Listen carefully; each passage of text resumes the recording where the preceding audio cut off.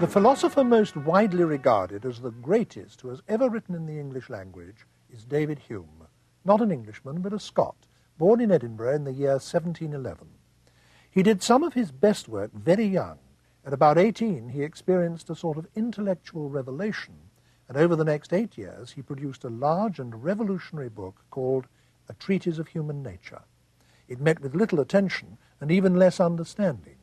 In his own phrase, it fell dead born from the press. So in his 30s, he tried to rewrite that book in what he hoped would be a more popular form. This resulted in 2 smaller volumes, one called An Inquiry Concerning Human Understanding, and one called An Inquiry Concerning the Principles of Morals. But these were scarcely any better received, and he gave the impression then of turning away from philosophy. In his 40s, he wrote A History of Great Britain, which for 100 years was the standard work. That's why he's still sometimes categorized in libraries and books of reference as David Hume, historian. In his own lifetime, he made his reputation too as an economist, and his monetary theories have been re-attracting attention recently. He was even, in a modest way, a man of affairs. In the War of the Austrian Succession, he served as a staff officer on 2 military expeditions, and for a couple of years in his early 50s, he was Secretary to the British Embassy in Paris, and then, after that, Under Secretary of State in London. In all the many different circles in which he moved, he was popular for his good nature as much as for his genius. Such was his gift for friendship that he almost brought off the impossible task of befriending his French contemporary philosopher Rousseau, who at one time actually proposed making his home in Britain because Hume was there. In France, Hume was known as Le Bon David, and in his native Edinburgh, the street in which he lived was, and is, named after him, St. David's Street. In view of the latter point, it's perhaps ironical that in secret he'd been writing his final philosophical masterpiece, a profound and damaging critique of natural religion, which didn't come to light until after his death. He died in 1776, and in 1779 his Dialogues Concerning Natural Religion were published. Some people consider it his best work. He's an unusually attractive figure who should also be seen as part of that great flowering of intellectual life in Edinburgh in the 18th century, which we now refer to as the Scottish Enlightenment. In David Hume, Adam Smith, and James Boswell, the Scottish Enlightenment produced the English language's foremost philosopher, economist, and biographer, and they all knew each other. Adam Smith was one of Hume's closest friends and was greatly influenced by him. Boswell contemplated writing Hume's biography, though, alas, he never did. There's now a substantial literature on Hume, and one of the best books in it, Hume's Intentions, was written by the person who is with me now to discuss his work, Professor John Passmore of the Australian National University in Canberra.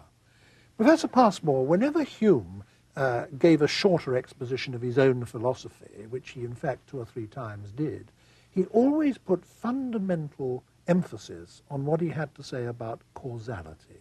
That is to say, what it is for one state of affairs to bring about or cause another state of affairs, the idea being that causality, this cause and effect relationship, is what binds together the whole of our known world. And he thought that what he had to say about that was the cornerstone of his philosophy. And in fact, it would be true to say that it's what he's best known for today.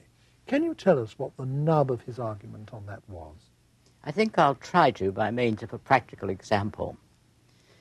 Suppose a small child whose parents have always given it soft cotton toys. It had soft cotton dolls, soft cotton dogs, so on and so on.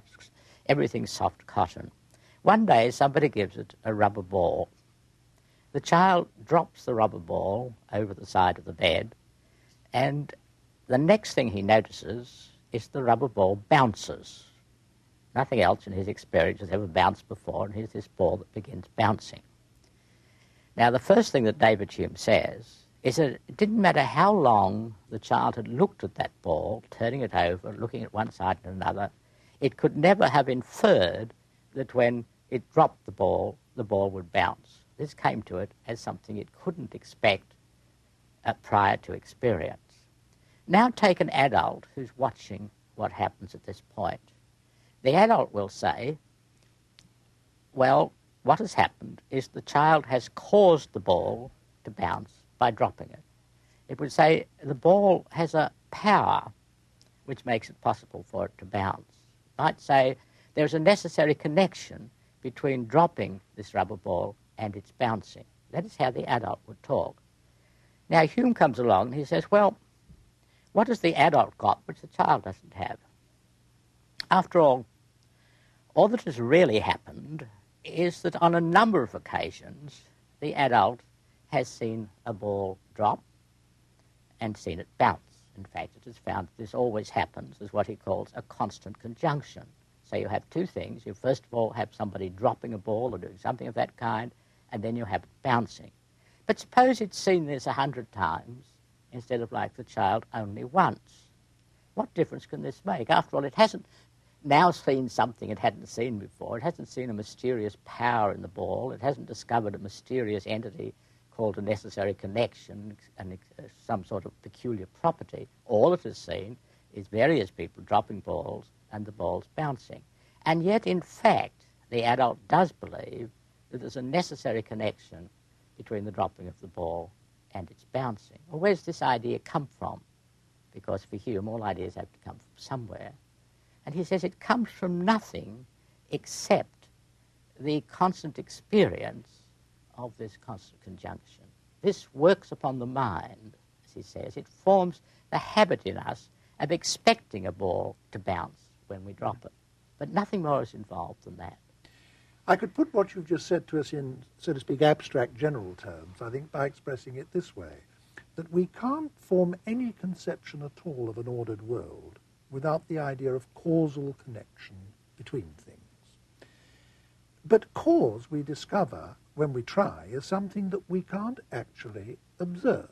We may say that event A causes event B, but we find when we examine the situation that all we actually observe is event A followed by event B. And there isn't some third entity in the situation, a causal link between them, that we observe. And it won't do to say that, well, yes, but we know that event A is the cause of event B because B always and invariably follows A.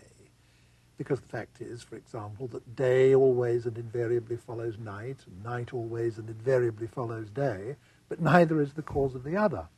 So we have this indispensable notion of cause, which is at the very heart of our conception of the world and of our understanding of our own experience. And yet this notion is not validated by experience or observation, and it can't be validated by logic either. And by making us aware of that, Hume, it seems to me, has put his finger on a problem to which there's still no generally agreed solution. Would you agree to that? Yes, there is. People, of course, try various things, most of which Hume discusses in the treatise and gets rid of. Some will say, oh, well, nature is uniform, so if a ball bounces once, it will go on bouncing. But that's only to say that the same cause produces the same effect always, and that's exactly the thing which has to be demonstrated. Yes, he's begging the question. They're begging the question by saying that. Yes. And this is true if he says, oh, well, at least it's now more probable that the ball will bounce than not. But all probabilities, Hume says, are really based on our experience of connections. So that this, again, is no real way out of the problem.